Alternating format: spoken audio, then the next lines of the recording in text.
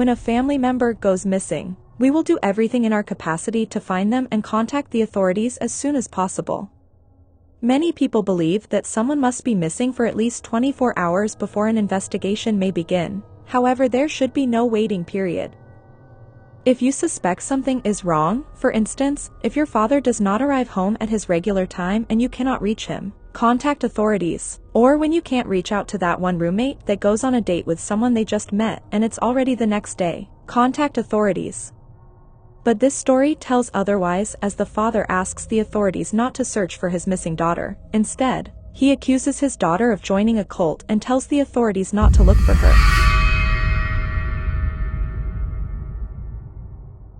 This is the story of Elisabeth Fritzl, a young woman who was held captive for 24 years, confined to a homemade cellar and tormented by her own father, Josef Fritzl.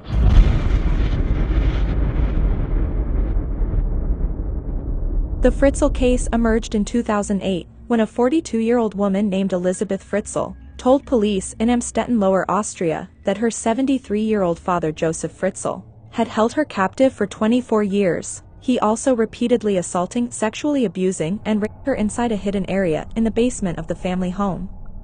The torture by her father resulted in the birth of 7 children, 3 of whom stayed in captivity with their mother, one of whom died just days after birth at Joseph's hands, and the other 3 were raised by Joseph and his wife Rosemary after being reported as foundlings.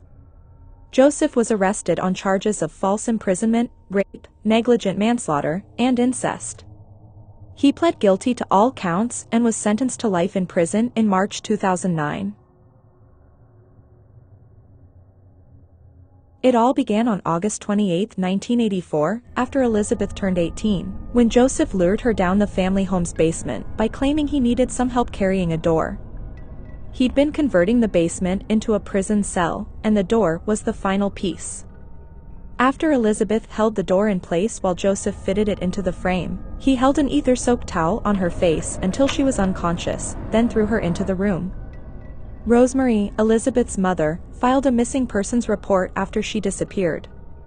Joseph handed over a letter to the police about a month later, claiming it was from her daughter. He had forced Elisabeth to write numerous letters while she was in captivity, and this was the first of them. The letter stated that she was tired of living with her family and was staying with a friend, and warned her parents not to look for her, or she would leave the country. Joseph then informed the authorities that she had most likely joined a cult. He would visit Elisabeth in the hidden basement almost every day, or at least 3 times a week. And for the next 24 years, he would bring food and other supplies and repeatedly wrapping her. During her captivity, Elisabeth gave birth to 7 children. 1 boy died soon after birth, and 3 others, whom they named Lisa, Monica, and Alexander, were brought from the basement as newborns to live with Joseph and his wife, who had been authorized as foster parents by local social services authorities. According to authorities, Joseph, very plausibly, detailed how 3 of his infant grandkids showed up on his doorstep. The family was visited by social workers on a regular basis, but they saw and heard nothing to raise their suspicions. Joseph approved the enlargement of the basement that seems to be a prison, from 380 to 590 square feet after the birth of the 4th child in 1994, putting Elisabeth and her children to work scraping out soil with their bare hands for years. There was a television, radio, and video cassette player in the room. Food might be cooked or heated on hot plates after being stored in the refrigerator. Elisabeth was also the one who taught the kids how to read and write, while Joseph would sometimes punish them by turning off their lights, or refusing to bring food for days. He also warned Elisabeth and the 3 children, Kirsten, Stefan, and Felix, who live in the basement with their mother, that if they tried to escape, they would be gassed. Because there was no gas supply to the basement, investigators concluded that this was a false threat intended to scare the victims. He also warned them that meddling with the cellar door would result in electrocution. Joseph would go into the basement every morning at 9 a.m., according to his sister-in-law Christine, allegedly to create plans for equipment that he sold to companies. He would frequently spend the night there and would not allow his wife to bring him coffee. A resident who rented a ground floor room in the house for 12 years claimed to hear noises from the basement, which Joseph said were caused by the faulty pipes or the gas heating system. Eventually, on April 19, 2008, the eldest daughter Kirsten became unconscious and Josef agreed to seek medical help. Elisabeth helped him in carrying Kirsten out of the basement, and for the first time in 24 years, she faced the outside world. Josef forced her to return to the basement, where she spent the last week of her life. Kirsten was taken to the Landesklinikum Amstetten, where she was admitted in critical condition with life-threatening kidney failure.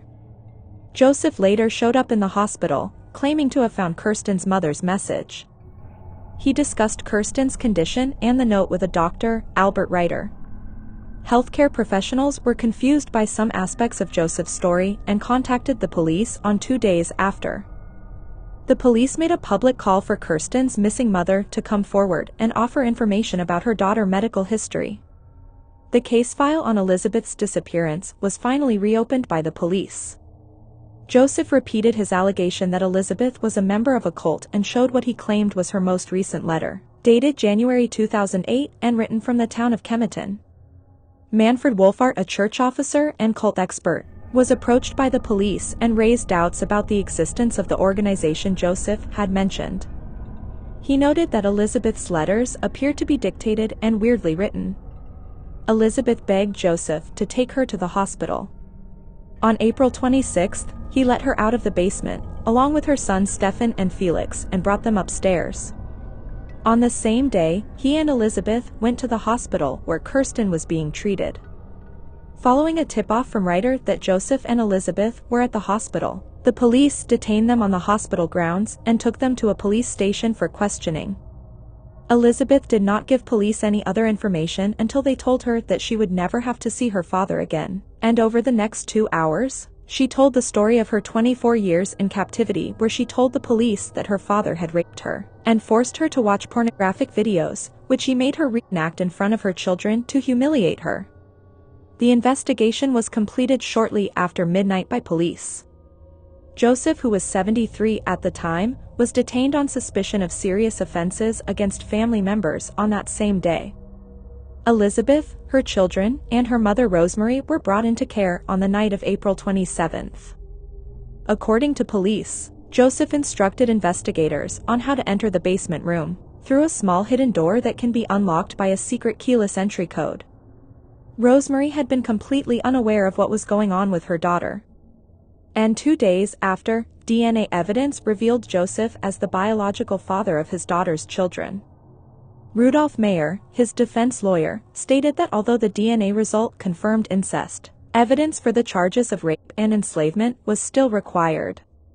Austrian police reported in their regular press conference on May 1 that Josef had forced Elisabeth to sign a letter the previous year hinting that he may have planned to release her and the children. The letter stated that she wanted to return home, but that it is not yet possible. Police suspect Josef intended to claim he rescued his daughter from a fictional cult. According to Franz Polzer, a police spokeswoman, authorities intend to examine at least 100 people who have lived as residents in the Josef apartment building in the last 24 years. Elisabeth, her 6 surviving children, and her mother were taken into care and kept at a local clinic, where they were shielded from the outside environment and received medical and psychological treatment. Members of the Fritzl family were given new identities, although it was made clear that it was their choice.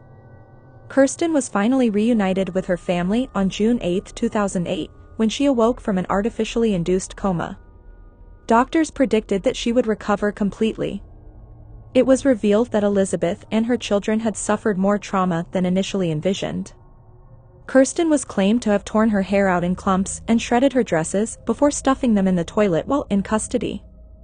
Stefan couldn't walk correctly due of his 5 feet 8 inches height, which had caused him to stoop in the 5 feet 6 inches high basement. It has also been found that everyday normal occurrences, such as the dimming of lights or the closing of doors, caused Kirsten and Stefan to experience anxiety and panic attacks. The other 3 of Elisabeth's children, who were raised by their father, are being treated for their feelings of hatred and anger at the occurrences. After the trial, Elisabeth and her 6 children were sent to an unnamed village in northern Austria and housed in a fortress-like building. Josef Fritzl changed his identity to Josef Mehrhoff in May 2017. In early 2022, the Regional Court of Krems in Lower Austria decided to transfer Josef from the Kremstein prison's special unit for the criminally insane to the general prison system. This would imply that after serving 15 years of his sentence, he would be eligible to apply for early release.